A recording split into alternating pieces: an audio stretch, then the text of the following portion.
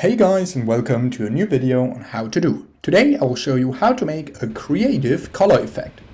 To do that, you head over to Fusion, and then what you want to do is you want to add a merge node, just like this. Then what you want to do is add a color corrector, connect media in with the color corrector. The strength you want to put at 1.0, and of course you can drag the color corrector to the left side. Then right click the tint, go to modify width, then go to shake, then head over to the modifiers and adjust the smoothness to however you like. I'd stick with, for example, 6, and adjust the maximum to 2. Then what you want to do is add a blur node. Connect the color corrector with the blur node and the blur node with the merge node. The blur node, you want to go to blur size and adjust it to 9, just like this.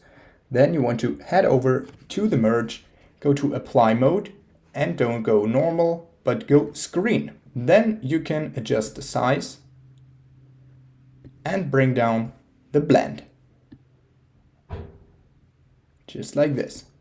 Then what you want to do is copy the merge node and paste it right behind it. And also do the same with the color corrector and the blur.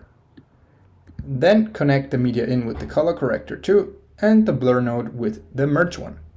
Then go to merge and adjust the size a bit, just like this, and then go to the color corrector, go over to modifiers, and just reseed it a bit. And now we are finished. Let's just head over and take a look at the video.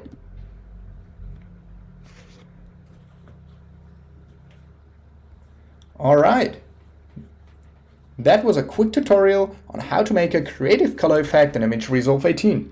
If you enjoyed the video, please like and subscribe to stay tuned for more how to do videos. If you have a video suggestion, just let me know down in the comments. See you guys soon.